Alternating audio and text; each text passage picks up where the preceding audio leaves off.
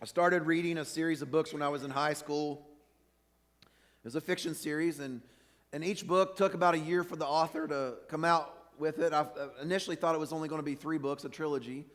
And after the end of the 3rd book, I realized he was going to write at least one more, and he wrote one more. And after the end of that 4th book, I thought he's going to write at least one more, and he wrote one more. And I thought surely the next one will be the last book, and it was not. He wrote one more, and then he died, never finishing the series. And I got really angry because I really wanted to read the end of this series of stories that I'd invested so much time in, and I couldn't. A few weeks ago, I went to the movies, and about halfway through the movie, I was by myself. Sometimes I go to the movies by myself, and I enjoy it, and I was watching this movie, and it was a really good movie. And about halfway through the movie, I got a text, and I made the mistake of reading the text, and I was like, oh, I just need to make it through the movie before I respond. And then the same person who texted me called me, and I'm like, I just can't put this off. And so I left the movie halfway through. It was at this crucial part where the story was just ramping up, and the movie was beautiful. It was maybe one of the most beautiful movies I've seen in the last 10 years. And it was so good, and I just wanted to finish it because I just knew that the movie's ending was going to be so great. But I left the movie halfway through and didn't finish watching it. And I was so mad because I wanted to see how the story ended. When we read stories because, or see stories, we see those stories because we want to see the ending. We want to see a happy and good ending. Most of us do anyway. You want that good ending. You want that, for a story to be truly good, it has to have a very good ending. I think that every single one of us wants that. To see the end of a story, to see the words, and they lived happily ever after. Whether you are a man or a woman, you long for a great and epic ending. That happy fairy tale ending. There's that longing in all of us for something better and greater and beautiful. Now that longing may get worn down by the passage of time, and as we get older, at least as I've gotten older, I've noticed that cynicism creeps in, and a certain level of jadedness creeps in, and our life experiences kind of wear us down, and we maybe no longer dream of that perfect ending. And I'm convinced no matter how jaded we become and how cynical and how bitter, we still deep down, sometimes very deep down, long for that perfect and beautiful ending. In a lot of old stories, old fairy tales and Disney movies, the stories end with a wedding. The princess marries the prince, and they all live happily ever after.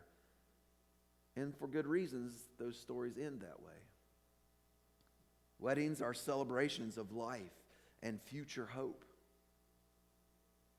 Now, I've been at weddings where the bride and the groom are getting married.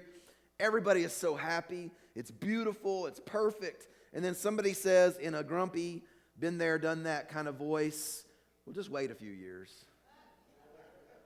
They won't be so happy then. And you may be thinking that right now. You may be thinking, oh, that's happily ever after is just, it's BS. It's not real. So I'm asking you just suspend that inner jaded voice, that inner calloused voice for a moment. Because weddings are a celebration of life and future hope and potential. And our psalm today catches that. It is a wedding psalm. It's a royal wedding, to be exact. It's actually the only explicit wedding psalm in the Bible. It is unique in its style and its focus. We see at the very beginning of this psalm just a few details. In the title itself, and I've talked about this in the past, The titles in the Psalms are important to the Psalms themselves. Often we'll skip over those titles because we're trying to get to the meat of the psalm itself, but for many throughout history in the church, the title, the superscript, was just as important as the rest of Scripture. In fact, in the Hebrew Scriptures, the title is often the first verse.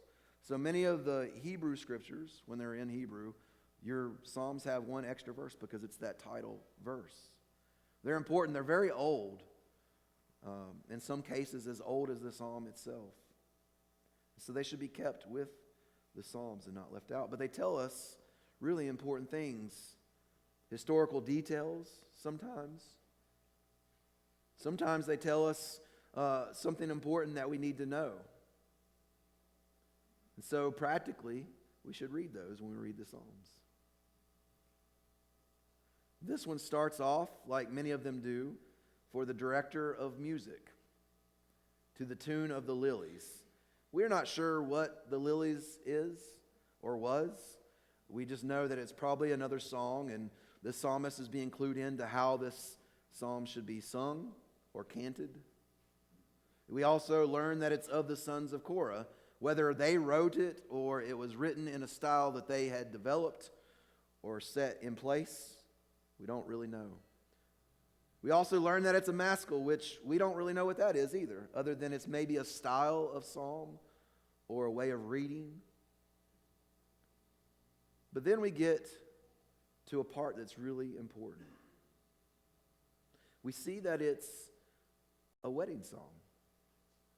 Literally, though, it reads in the Hebrew, a love song. It's a love song. A love song for who and from who? Well, the short answer is it's a love song for the main character in the psalm, which is the king, and secondarily, his bride-to-be. And it's written by this psalmist, who we don't exactly know who it is. And we really don't even know who the king is and who the bride is. There's a lot of ink that's been spilled on theories of who it is, and some of them are pretty ludicrous, and some of them are maybe fair guesses. But who is the psalmist writing about? And that's the great question that we should explore for a few minutes before we move along further. I want to make another side note, and that side note is we need to go to a place in the New Testament to set the stage for how we read some of the Psalms that we see and that can help us. We need to go to a place in the New Testament of the Bible and read something that happened to some disciples on the afternoon of Jesus' resurrection. These two guys are heading from Jerusalem to Emmaus. They're talking about a bunch of things that have happened.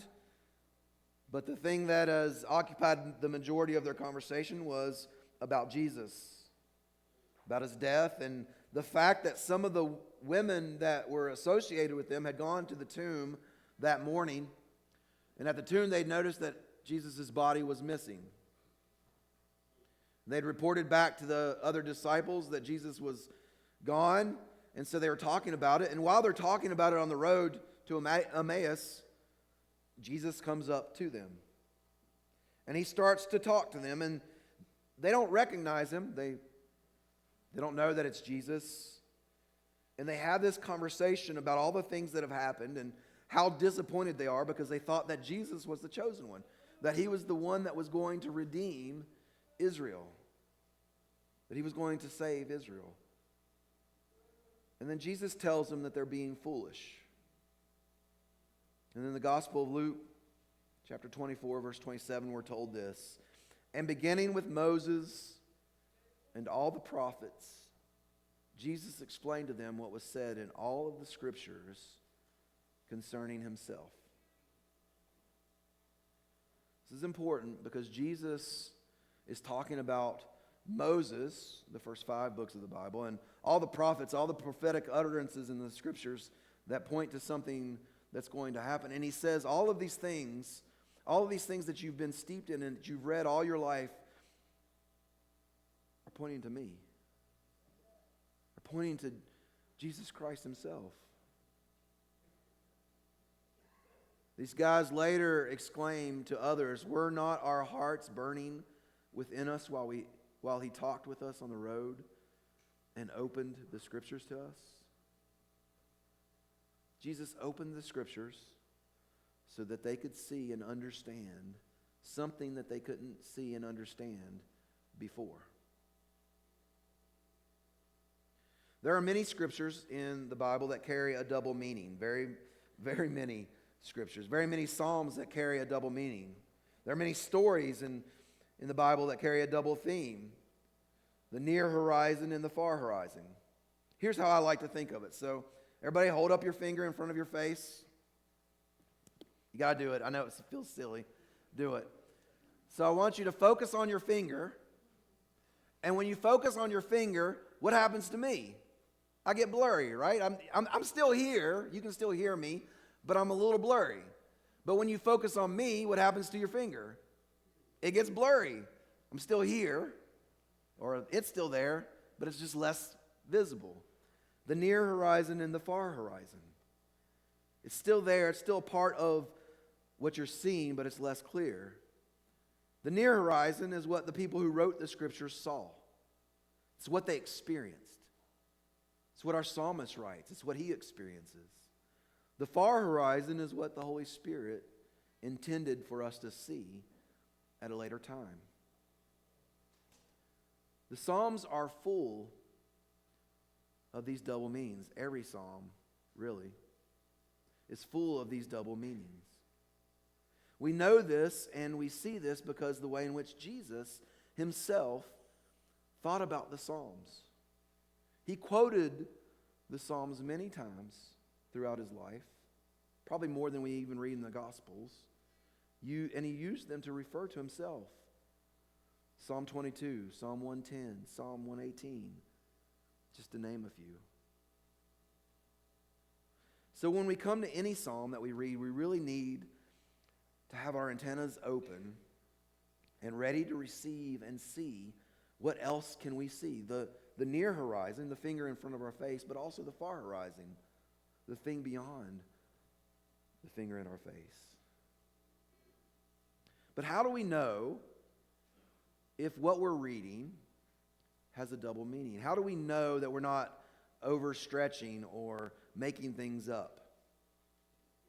How do we know to read parts of Psalms like that? Well, our psalm today actually helps us, gives us some tips.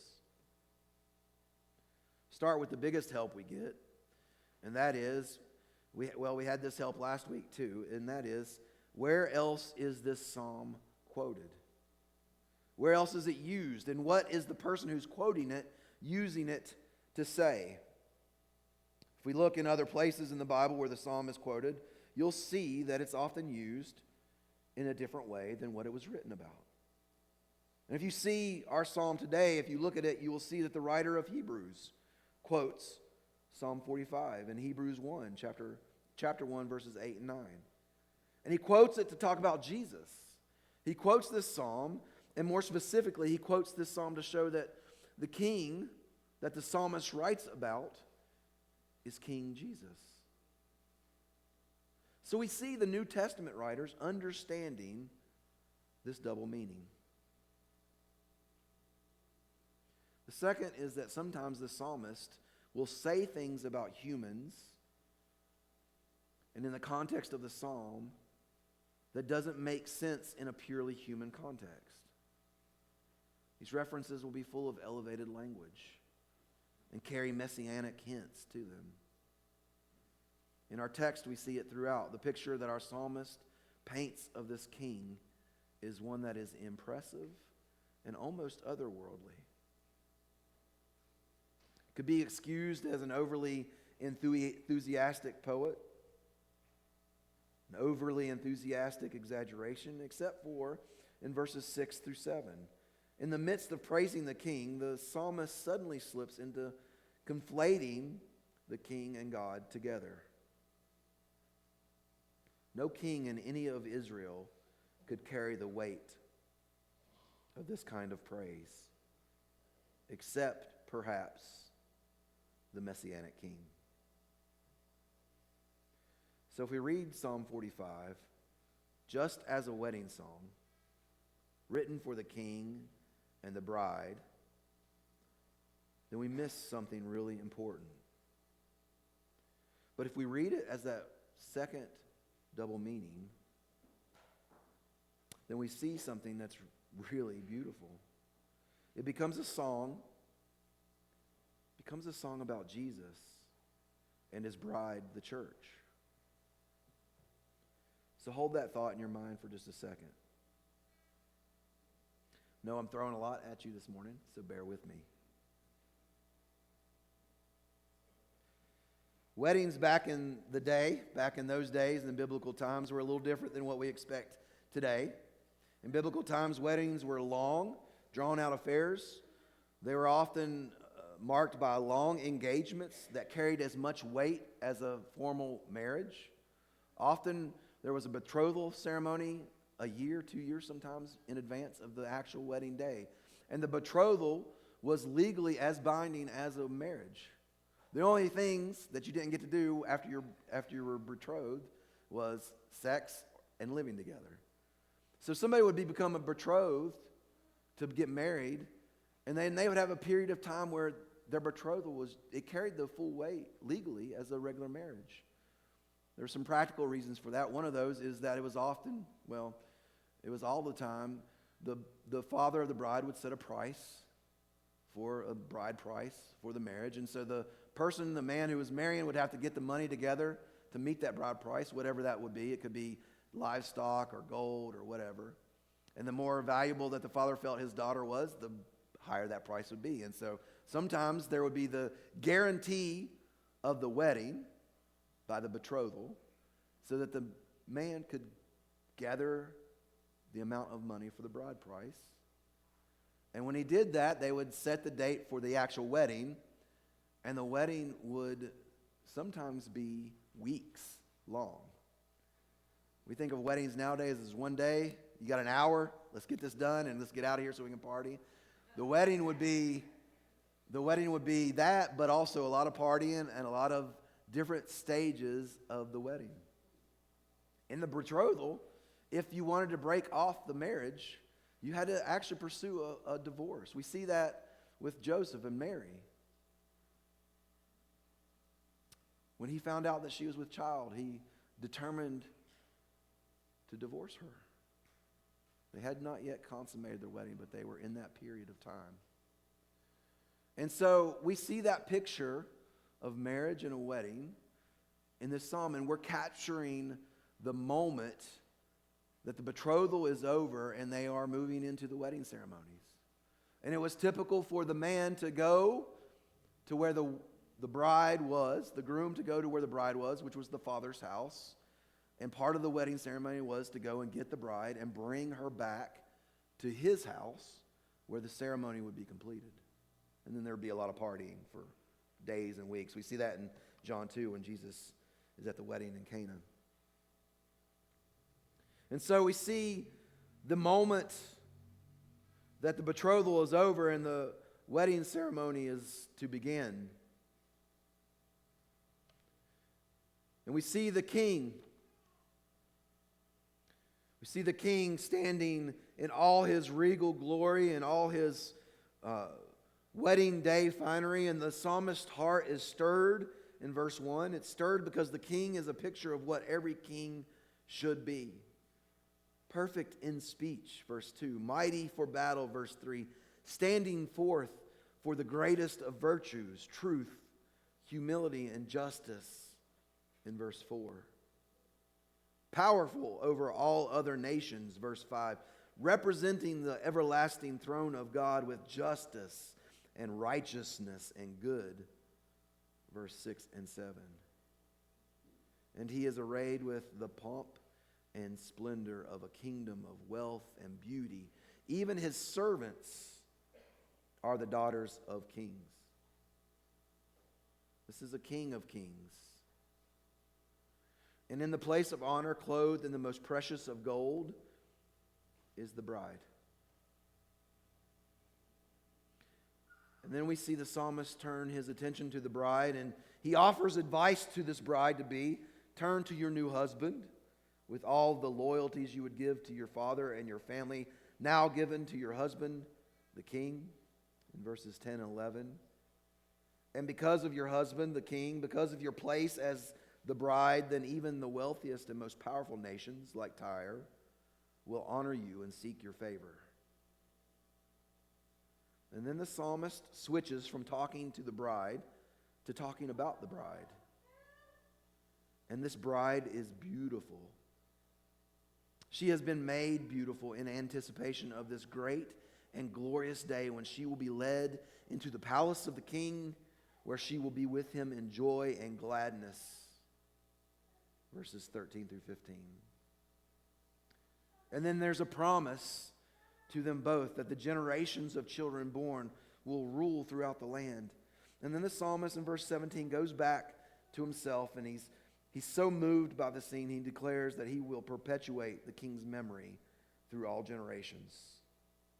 Therefore, the nations will praise the king forever and ever. Now, as I went through that, could you see the double meaning there? Could you maybe just picture that a little bit? Jesus is the perfect king.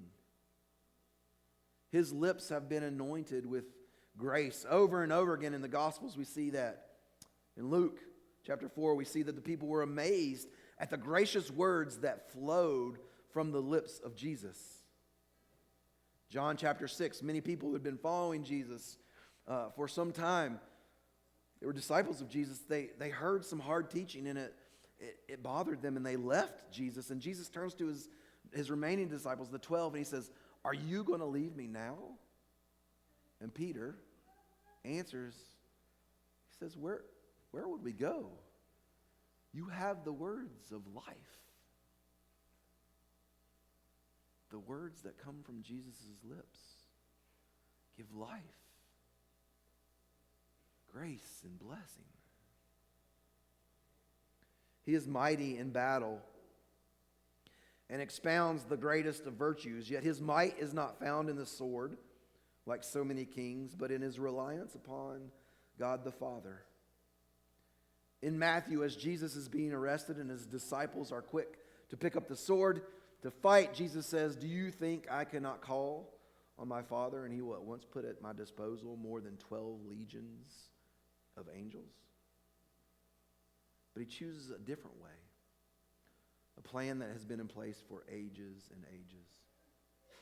And amidst the lies, Jesus stands for what is true. And where there is pride, Jesus embodies humility. And where there is injustice, Jesus proclaims justice. And the nations will fall at his feet. As Paul, quoting Isaiah, says of Jesus, every knee will bow before him and every tongue will confess him. And his throne will be a forever throne from which the rule over all creation is a rule of beauty and righteousness where no wickedness will exist. All that was wrong will be made right. That's the king. What about the bride? Well, Jesus came for his bride, the church, made up of all those who confess his name. He came for us, and he is what makes us radiant and beautiful. He is not enthralled by our beauty, but in him we are found beautiful. Ephesians 5:25-27 says that he doesn't love us because we are lovely, but in order to make us so by his grace. And just like the bride is given, I know, listen, if you're a guy, you feel kind of weird about this kind of language, I get it. Like talking about the bride and all that, but just don't take that image too far. But just like the bride is given the advice to forget her people and her father and honor him, we are called to turn from all of our allegiances and to fall before him. Jesus tells us that if we are to be his disciples, we must take up our cross daily and follow him. And in Luke 14, Jesus says, if anyone comes to me and does not hate father and mother, wife and children, brothers and sisters, yes, even their own life, such a person cannot be my disciple. And it isn't a command for literal emotional hatred of family. It's an idiom, a Hebrew idiom that says you've got to lay down everything for Him, to follow Him, to pursue Him. That we have to prioritize Him above all else, in the same way that the bride leaves her house and her father to go to the king. When the bride joins her husband, it will be what she longed for all her life.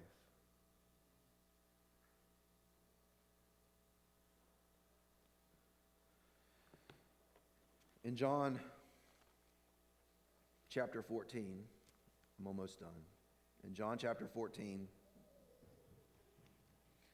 verses 1 through 6, Jesus says this, "Do not let your hearts be troubled. Trust in God, trust also in me. In my Father's house are many rooms. If it were not so, I would have told you. I am going there to prepare a place for you. And if I go and prepare a place for you, I will come back and take you to be with me, that you also may be where I am. You know the way to the place where I'm going." Thomas said to him, "Lord, we don't know where you are going, so how can we know the way?" Jesus answered, "I am the way and the truth and the life. No one comes to the Father except through me." He comes for us. He comes to us to get us. And on the last day, we will be united with Him forever. Revelation 21, verses 1 through 6 says this, "Then I saw a new heaven and a new earth, for the first heaven and the first earth had passed away, and there was no longer any sea. I saw the holy city, the new Jerusalem, coming down out of heaven from God, prepared as a bride beautifully dressed for her husband. And I heard a loud voice from the throne saying, 'Now the dwelling of God is with men, and He will live with them. They will be His people, and God Himself will be with them and be their God. He will wipe every tear from their eyes. There will be no more death or mourning or crying or pain, for the old order of things has passed away.' He who was seated on the throne said, 'I am making everything new.' Then He said, 'Write this down, for these words are trustworthy and true.' He said to me, 'It is done. I am the Alpha and the Omega, the beginning and the end. To him who is thirsty, I will give to drink without cost from the spring of the water of life.'"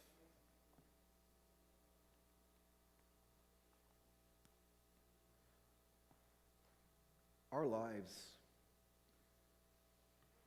are part of a great big story.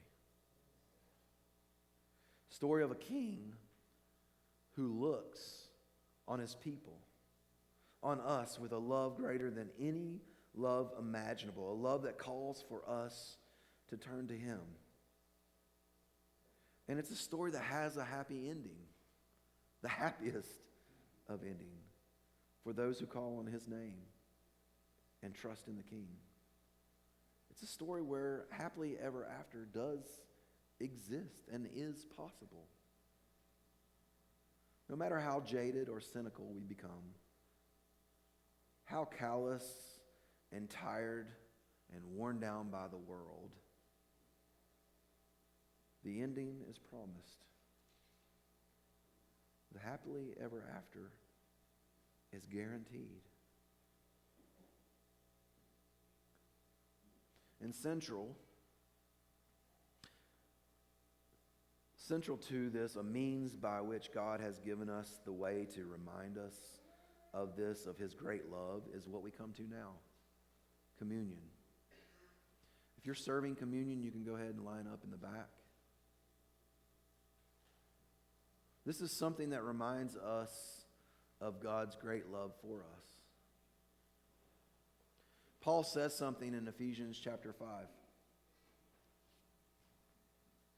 I made reference to it earlier, but Paul says this in Ephesians chapter 5, verses 25 and 27. He says, "Husbands, love your wives, just as Christ loved the church and gave himself up for her to make her holy, cleansing her by the washing with water through the word, and to present her to himself as a radiant church, without stain or wrinkle or any other blemish, but holy and blameless. Our King gave himself up for us to make us beautiful, not because we were beautiful, because he was beautiful. And that's what we remember when we come to this table, that our King, our Lord, gave himself for us.